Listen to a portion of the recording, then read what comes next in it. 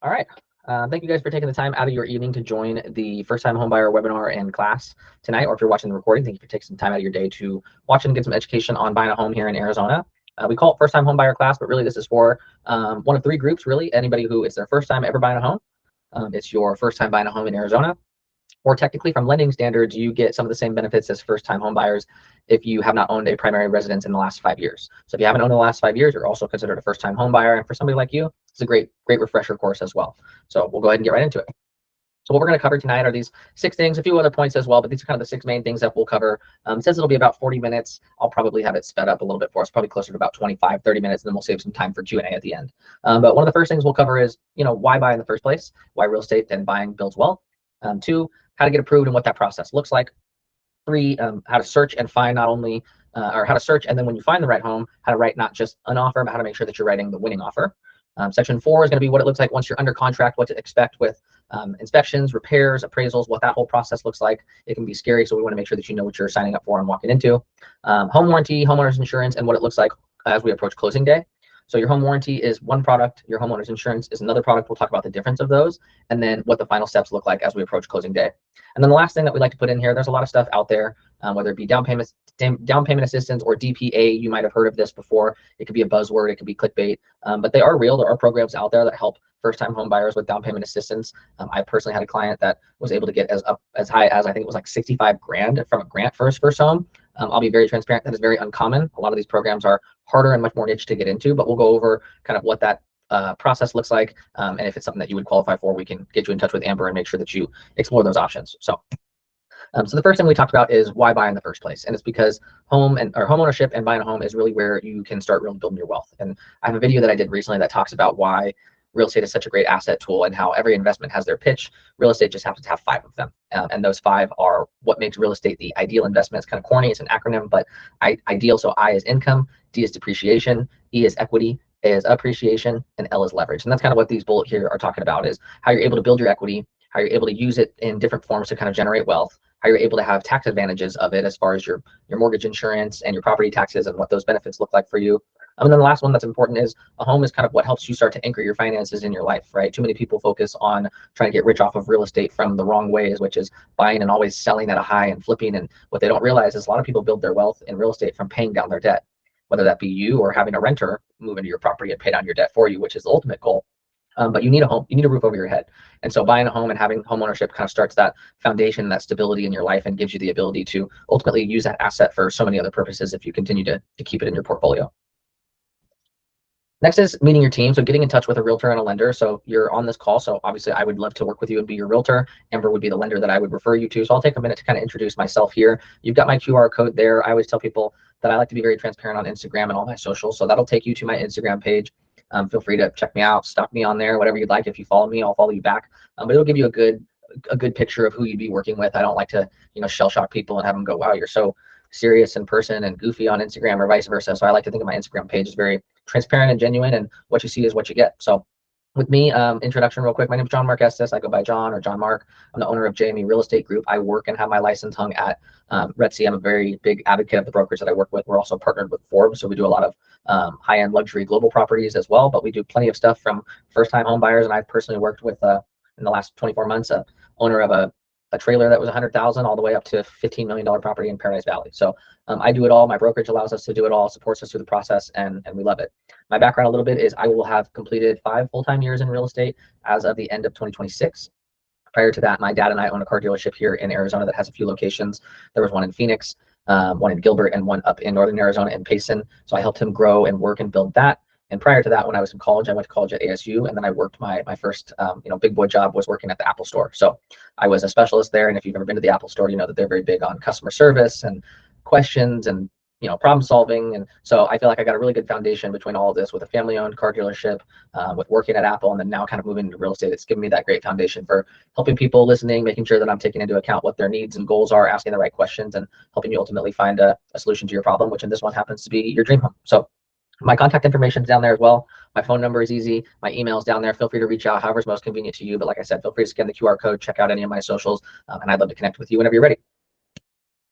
Next step after you speak to a realtor is they're going to get you in contact with their lender and get you pre-approved. The purpose of getting pre-approved is that what this is going to do is it's going to take your buying plan and make it buying power. So we're going to go from what we think we can do to talking to Amber, and she's going to tell us exactly what we can do. And as you can imagine, we have a lot of clients that want more home than what they can qualify for, right? They want to buy a $700,000 home in their friend's neighborhood, but on paper they can qualify for a $500,000 home. And vice versa. Sometimes we have people that can qualify for an $800,000 home, but they only want the mortgage that comes with a $500,000 mortgage and payment, right? So this is what the purpose of Amber taking a look at your situation is, and making sure that you know what you're signing up for, and making sure that we have the full picture before we ever even step foot in the first home. This is very important, and it is a requirement before you can go and tour homes. So we would need you to get in touch with Amber, make sure that she has your information. And the big purpose of it is our job is expectation setting, right? So making sure that you know and that you have your expectations set before you walk out. Because imagine how horrible the process is if we go out just because we're excited, we go look at homes, you find one on day one that you love, you want to write an offer on, you're so excited on it, and then we go talk to Amber and come to find out you actually can't get it. I've never had that happen, but I don't want to have that happen. And that's why I always have people speak with Amber first. So what that process is going to look like is she's going to collect your tax returns for the last 2 years, your W-2s, pay stubs, bank statements, any of your monthly debts, like if you have credit card bills, if you have a car payment, if you have student loans, all this stuff will kind of be baked into what your big picture is, and Amber will help you kind of understand what that looks like, and then how that equates to what you can borrow and what your interest rate is and what your monthly payment's going to look like. Your monthly payment's made up of 4 things, which we like to touch base on because some lenders don't disclose all of this. And so you've got principal and interest, which is what your purchase price and your mortgage amount is based off of with your interest rate. But then you also have taxes and insurance, and you don't know what the taxes and insurance are going to be until you have a home that you're ready to write an offer on. So a lot of lenders will either do an estimate in there that's way too low, or they won't include an estimate at all. And so then you start going and looking at homes and you realize that the payment that you signed up for is way more than what you actually thought. So Amber will make sure that you have a full picture on what all of that looks like. The other thing that we have here is for you to ask about rate buy downs, temporary or permanent. It's really just because, again, it's a lot of clickbait and buzzwords out there. If you've driven by any new construction in the outskirts of town, you've definitely seen them advertise low interest rates. They are real. They are things that you can get. But we just tell people ask about them because a lot of times they're not worth what it takes to get them. And we'll kind of show you the math on what that looks like of why it would not make sense. If we can get the seller to pay for it, then it's always a great tool to use. But that's a conversation to have once we're in the contract period. So next step is for you to obviously get connected with a lender. And so I'll take a step back. I'll let Amber introduce herself. You've got her QR code here, which will take you to her website and her application if you guys are ready. I know we had some people that said they were ready to move in the next 0 to 3 months. So this will give you an opportunity to get connected with her and let her start looking at your finances. But I will take a step back and let her introduce herself now. Thanks for having me today, John Mark. So a little bit about me personally. I bought my first house at the age of 25. And I bought and sold 3 properties on my own before getting married. And then with my husband, we've bought and sold 2. So I definitely can relate to being both a first-time home buyer as well as a repeat home buyer, and really advocate for you because I know what it's like to be in that situation. Professionally speaking, I just celebrated my 20th anniversary in the mortgage industry back in March, which is wild that it's been that long. But I started out kind of on the back end of the mortgage process in processing and underwriting. And I spent 18 years behind the scenes. So that 18 years, I was the one that was gathering and processing all of the paperwork for your mortgage. And then as an underwriter, I was the one that was actually making the decision of yes, you qualify, or no, you don't. So as you can imagine, having 18 years of that experience really helped me build my foundation and really learn the ins and outs of mortgages, and ideally how to get them across the finish line and give the client the best possible experience. So my goal, and I know John Mark's goal as well, is to not only, guide you through the process, but top priority is guiding you through the process and giving you the most streamlined process available, because buying a home can be stressful. So it is so important that you have the right people on your team that really can walk you through this and give you that streamlined process. So after 18 years on the back end of the mortgage world, I decided to get licensed as a loan officer, which is what I do now. I'm going into my 3rd year of that, but basically I was able to bring my 18 years of experience on the back end into this role with me.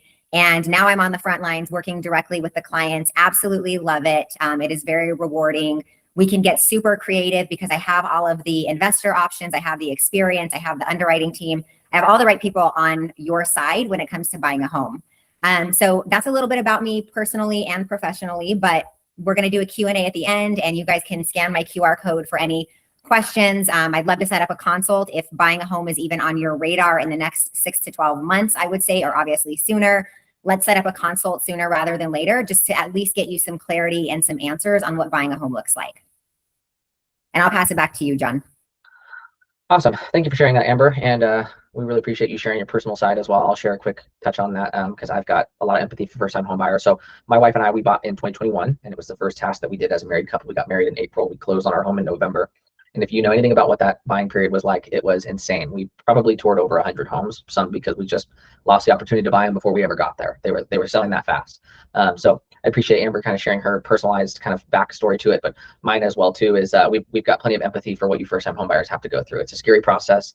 It's one that you should have some guidance and you should have some real help and advice through. And so because we've both been through it and been through it enough times, whether it even just be in our practice of our business or personally, that we are more than happy to make sure that we're there for you and to kind of, like I said, show some empathy for the situation that you're having to go through, because even when it's perfect, real estate is stressful. So we'll pivot now into a question that we get all the time, which is how much do you need to have saved?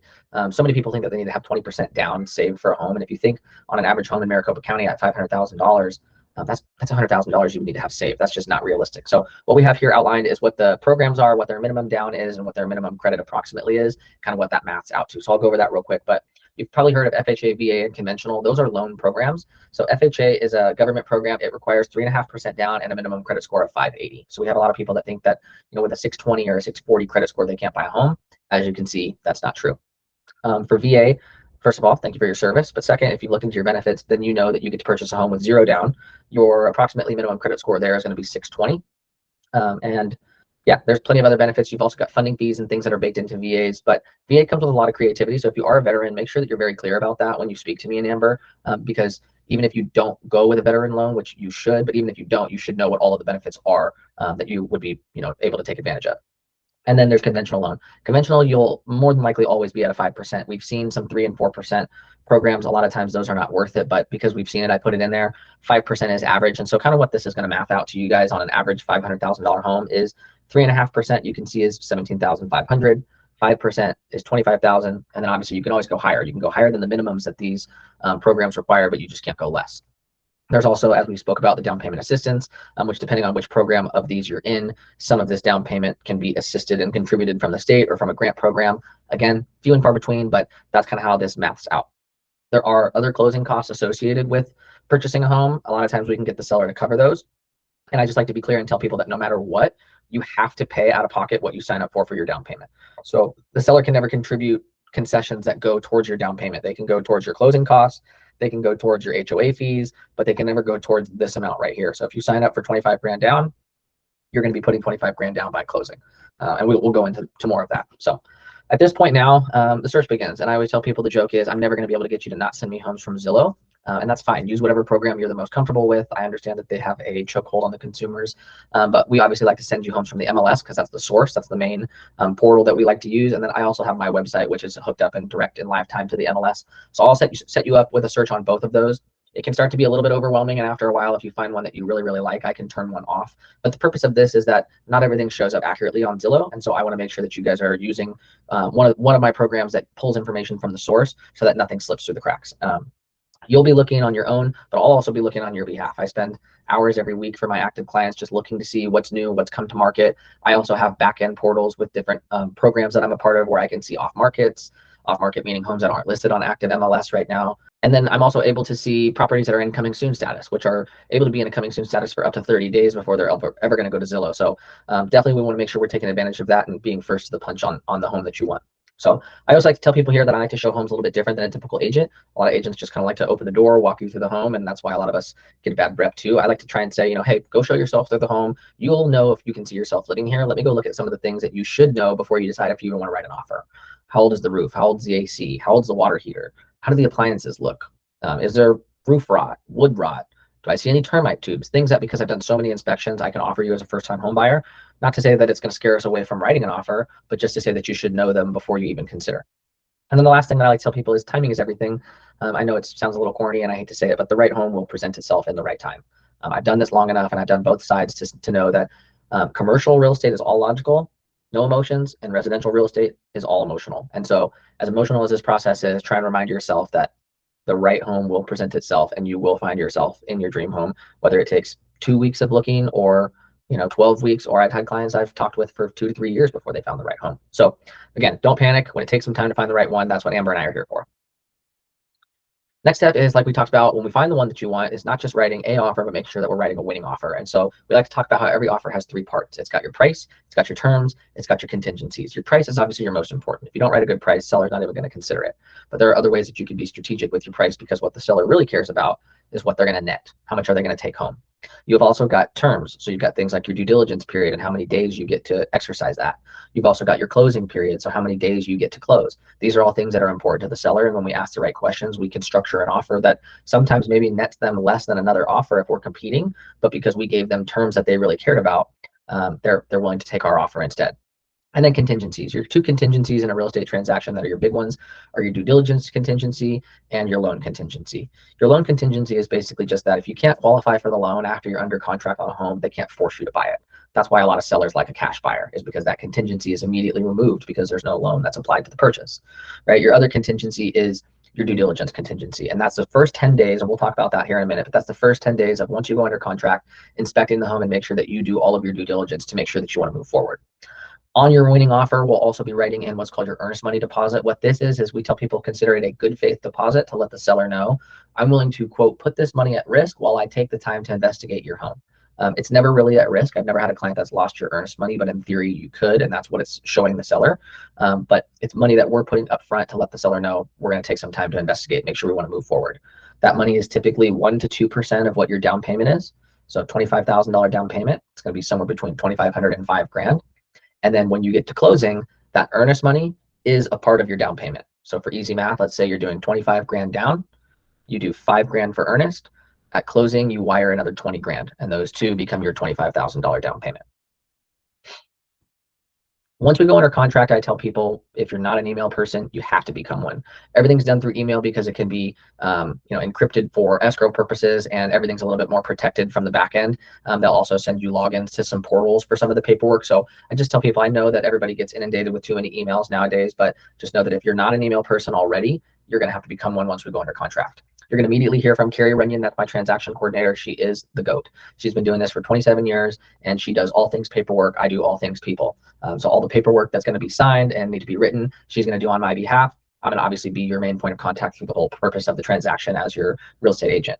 The other person that you're going to be introduced to is Paige Sterling. That's the escrow officer that I work with. She works at WFG. And essentially what her job is to manage the paperwork and the back end between both parties of buyer and seller, between the county, and the money that's being exchanged between all parties. And even though she's my preferred partner, in theory, what she's supposed to be acting as is as a neutral third party to the transaction, to make sure you as the buyers are protected, to make sure that the seller is protected, and to kind of say, hey, we're just standing back to facilitate the transaction and the money. You'll be introduced to her and her team. They're also phenomenal. But again, more so just to let you know, I'll be your point of contact for almost everything on the phone and text. They'll be your point of contacts for a lot of things that starts coming in an email right after we get under contract. Next part is your due diligence period and your inspection. So the main thing that I like to talk about this real quick before I get into the actual inspections itself is that there's two differences here, and a lot of agents make the mistake, is that one part of your due diligence period is the inspection, but it's not the only thing, right? So your due diligence period is meant for you to get creative and think about anything that would make you not want to buy the home, right? So if you want to know crime stats, you need to look those up. If you want to know the school stats, you need to look those up. If you want to know what the traffic's like, you need to drive by. We tell people at 8 o'clock, at 4 o'clock, and at 12 at midnight, different days during your 10-day due diligence period, and make sure that you're not just focusing on inspecting the property, but you're inspecting everything else, because you're not just buying the property, you're buying the lifestyle that comes with the neighborhood as well. You don't have to go, okay, how do I think of all this stuff that I need to come up with? I have a document that's going to help you get creative to say, if this stuff matters to you, go and investigate this stuff, right? So I'll provide that to you. It's called my due diligence checklist, but I like to be very clear that there's more to the due diligence than just the home inspection itself. Okay, part two then is the home inspection itself. And you'll see here, we're going to call a third party company to come in. I've got 3 really good companies that I like to refer. We'll have them do a general home inspection, and then we're always going to have them do two add-ons up front. That's the termite and the sewer scope. We say 2 things. One, with the termite, it's not a matter of if you get them, it's a matter of when. They don't do a lot of damage fast here, and the add-on is only $69, and it warranties your property for 12 months if they don't find anything, so it's worth doing. Sewer scope, if you're not from here, you might not know this, but we don't have access to our sewer pipes. They're not in the roof, they're underground. And so, and our homes are built on concrete slabs. They're not like some homes in the Midwest where they're built up a little bit. So we have no access to them. And so if something goes wrong with them, you are essentially jackhammering up concrete, whether it be your driveway or in the middle of your kitchen. And so we want to make sure that we scope the sewer and make sure that it's in good standing condition, or we make the seller be responsible for that, even though it might have just been settling of the home and nothing that they could take out of their control. it's still their responsibility to take care of it before we take ownership. And it's because these repairs can be expensive and lengthy, which is why we want them to do it. Then once the general inspector does his, he'll have notes that he leaves. The inspector, I always tell people, it's his job to try and scare you away from buying the home. If he doesn't, he didn't do his job right, right? He can't come into the home and say, hey, I didn't find anything. So he's going to say, your HVAC is near end of life. Your roof might be leaking. Your pool has issues. You might want to check the bathroom for mold. It's going to scare you. It could be a 30 to 80 page document. My job will be to help you sit and sift through what's considered normal home ownership and maintenance and what's considered deferred maintenance. And then over here, you'll see some costs associated with them. So the average homeowner's inspection is going to be between 400 and 700 bucks. And then your add-ons, like I was saying, your termite one is as low as 69 bucks. We've got 75. And then I've got pool add-ons with some of my companies I've seen as high as 275, right? So your total all-in cost for something like this will probably be somewhere between 700 and 1,000 bucks, depending on if you have a pool and then what additional stuff you have to pay for. So just kind of be prepared to pay that. That'll be paid out of pocket. That's not like built into the transaction. And then just another reminder that all of this stuff needs to be done within the first 10 days. So we go under contract. The next day starts day one. We have 10 calendar days, not business days, 10 calendar days to investigate everything on the home and make sure you want to move forward. And so that first 10 days between checking emails, between depositing earnest money, between getting an inspection scheduled, it's going to feel like a sprint. All of this is routine to me, so you don't need to be concerned. But again, that's what this class is for, to just give you a heads up of this is what the process is going to look like once we get started. And so then once we've inspected the home, we figured out everything that's wrong with it, what we want to do in order for us to move forward, we start putting together a document that's called a BINSR. And essentially, it's just us telling the seller that we have these requests and we want them to do them and how we want them to come up with a solution with us to get them fixed. So I have a quote up here on the top right that I tell people there really should be no dead deal. It really should just be fix the home or fix the price, right? Fix the home so that we can justify paying for it at the price that we agreed to, or fix the price because we need to justify paying for or adjusting our price to a new one for taking on a home that needs this much work, right? So that's kind of the saying that I say, fix the home or fix the price, just to keep it in perspective. But then these are kind of the three options that we have, right? We have the option to reduce the purchase price, which ultimately never makes sense in a finance deal, but it is something that we can do. We have a seller credit, which is where they can give you cash towards your closing costs. That always makes the most sense because it's a true dollar for dollar savings. And then the third one is seller completes the repairs. That's my least favorite option. Reason being is because if you've ever sold something, even if it's not a house, you know that as a seller, you're always trying to make the most amount of money. So when we give the seller the opportunity to complete their own repairs, do you think that they're calling the best people to complete it, or do you think that they're calling the cheapest people to complete it? Kind of a rhetorical question, but if you put yourself in their shoes, you can kind of imagine what they would probably do. So that's why you can see option number 2 is really the best one that we like. At this point, let's say we try to negotiate, we try to go back and forth, we can't reach an agreement. We do have the right to cancel within that 10-day period, right? So we tell the sellers, hey, if we can't come to an agreement, here's a document that says we want to cancel and move forward. Your earnest money that you've already paid to the title company, that's going to come back to you, right? So remember I told you that that's not at risk. It's not. You cancel, that money comes right back to you. However, you have paid some out-of-pocket costs at this point, right? You've ordered an inspection, you maybe ordered some specialty inspections. So I tell people, you can kind of see in the bottom right corner, be prepared that you might be anywhere between 800 to 1,300 bucks, could be 700 to 1,500 bucks, but kind of gives you an idea of what you can expect to be out of pocket and at risk at this point. And then I have 2 notes here that kind of just let you know, like, look, I've done this long enough to know that as much as walking away from 850 to 1,300 bucks sucks, buying the wrong home sucks way more, especially because the average time spent in your first home is going to be anywhere from 5 to 10 years. That's not worth saving 850 to 1,300 bucks. Now, the goal is not to have you go under contract on 5 homes just to walk away and have spent that money 5 times, right? We want to make sure that we're only writing offers on homes that you want and homes that we think are going to inspect well. But ultimately, just know up front, this is what's at risk if you cancel. Next step is the appraisal and the loan contingency. I put this after the inspection and after the cancellation slide for a reason. That's because too many realtors will have you order this right away, right? You'll be in the inspection period, order the appraisal, and they want you to do it. And as you can see, it's going to cost you another 500 to 750 bucks. Well, if you order this right away, what do you think happens if you cancel during the inspection period? This now gets added to that $850 to $1,300 on the last slide. You don't get this money back whether they complete the appraisal or not. So I always tell people, let's wait till we get out of the inspection period. My job is not to just get you the best deal, but to try and save you money in the process.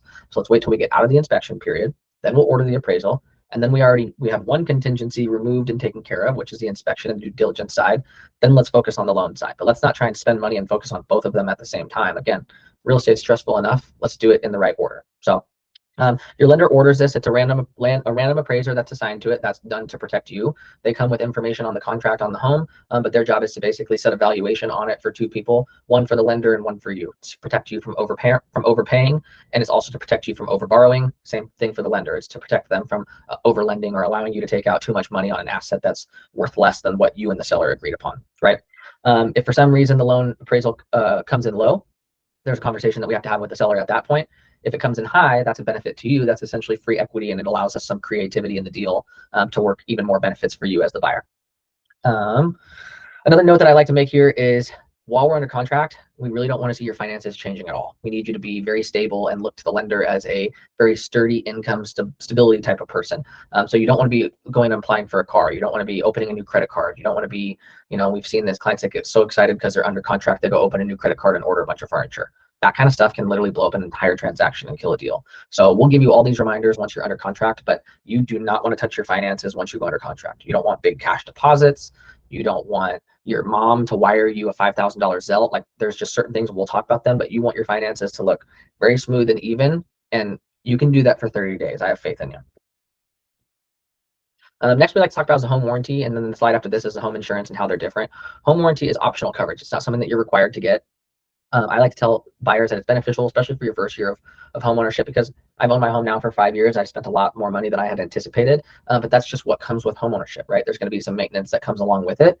What home warranty allows is for in that first year, you've just spent 25 grand to buy a home, maybe 30 grand if you had some additional closing costs, right? Which is expensive. And so home warranty is essentially a third-party protection for anywhere from $700 to $1,000 that covers all your major appliances for the first year. So think your fridge, your washer, your dryer, your water heater, your AC, your pool equipment, your pool heater if you have one. All these different things can be covered, and you would have very, very small and minimal deductibles if anything ever happens to them. And I've had clients that they've spent $700 on a home warranty and then had a deductible of $2 grand and got a $12,000 AC unit in their first year because the AC went out.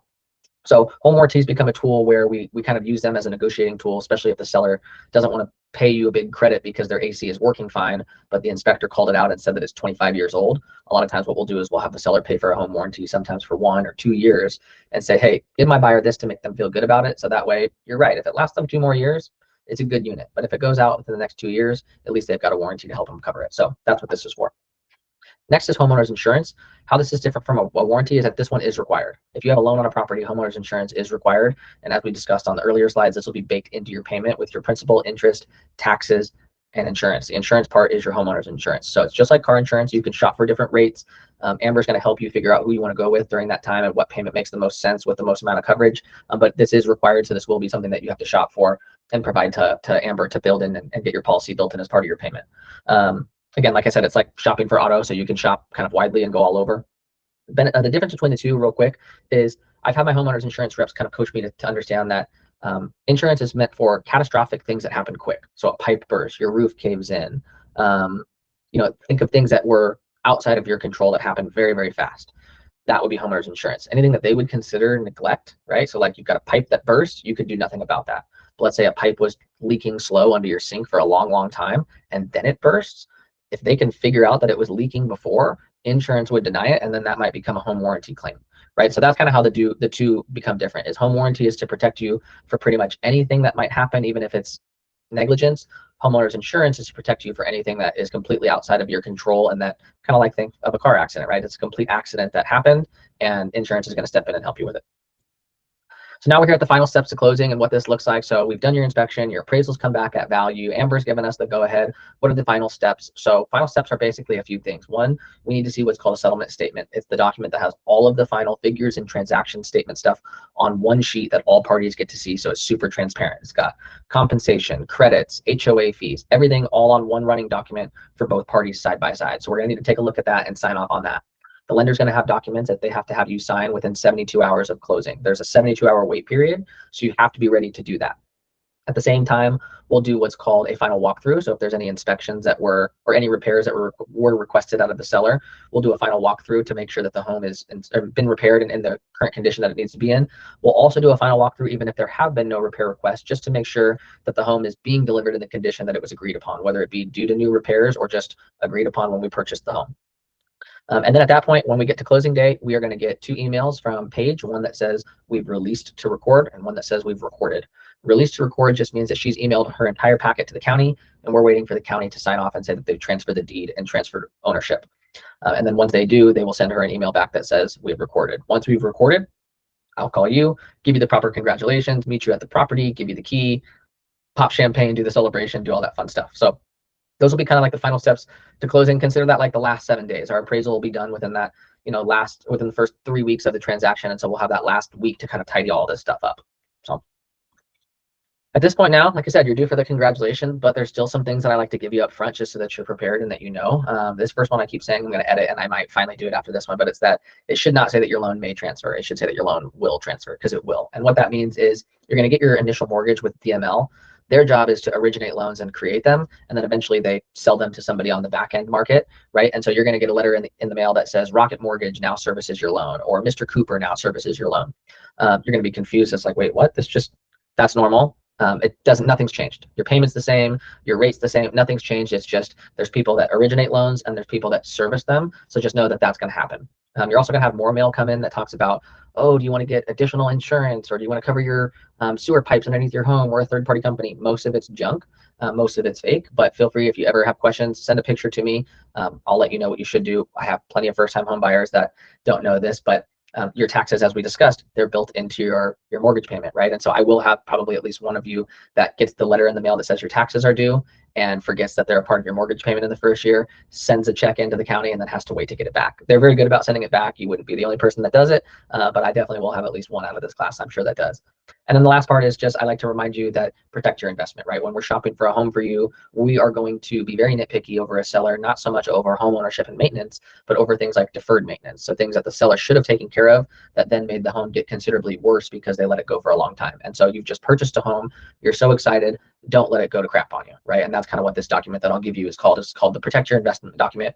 And essentially it's just reminders of swap your AC filters, check your pool filters, just things to do on a monthly, weekly, yearly, annually basis to try and keep you on track with making sure that your home stays in good shape. We also said that we would talk about the down payment assistance programs. So we have kind of here, you may need less cash than what you think, and that's true. There's this program that's out there that's called the Home Plus program. It's a statewide down payment assistance program, and it is available in every single county. There's different stipulations that, like I said, go into each down payment assistance program. This is just one of them. Some credit unions offer programs that other banks don't offer. So it really can become a rabbit hole that if you choose to go down it and look for it, you can. It's free money, right? So if you spend 5 days looking for the perfect grant and you find it and you qualify for it, I would say that was 5 days well spent, but it is just something that, you'll have to know that there are some out there that are offered statewide, that are some out there that are offered specific to each bank. Depends on how hard and how much you want to look for it. And once you talk to Amber and you see what some of the limits are, you'll get a good understanding of what I mean of you can't make too much money, you can't make too little money, you can't have too high a credit, can't have too low a credit. So it's like they're looking for a very niche specific person within the class to give this grant money and down payment assistance to. It is still a 30-year mortgage, so it's all a part of your mortgage, but it will have some requirements. Like sometimes you can't leave the home within 3 years or can't resell it, things like that. They don't want to give money to investors and flippers. So now we'll just kind of recap real quick what your overall costs are at a glance. And so you've got your homeowner's inspection, which is $400 to $700. Again, if you've got some additional stuff, it could be as much as $1,000. Termite, sewer, add-ons, that's kind of how you're getting your add-ons built up to about $1,000. You've got your appraisal, $500 to $750. All of that right there is going to be out of pocket, but before you close on the home. So if for some reason you canceled, all of that would be your out-of-pocket risk. But remember, I'm going to try and make sure that your only real out-of-pocket risk is the inspection money, because we don't want to order the appraisal until after we're past the inspection. Then you've got your home warranty. That's between $500 to $900, maybe $1,000 if you've got a pool, right? And that's assuming we don't get the seller to cover that. That is one that you could have built into your closing costs, so you don't have to pay for that out of pocket before closing. But if we get the seller to pay for it, obviously that's not even one that you have to worry about.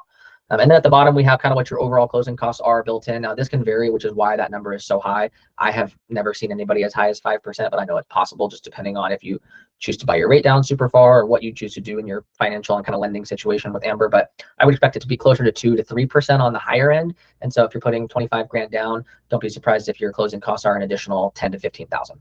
Okay. And again, that's going back to say on a $500,000 house. So now let's get started.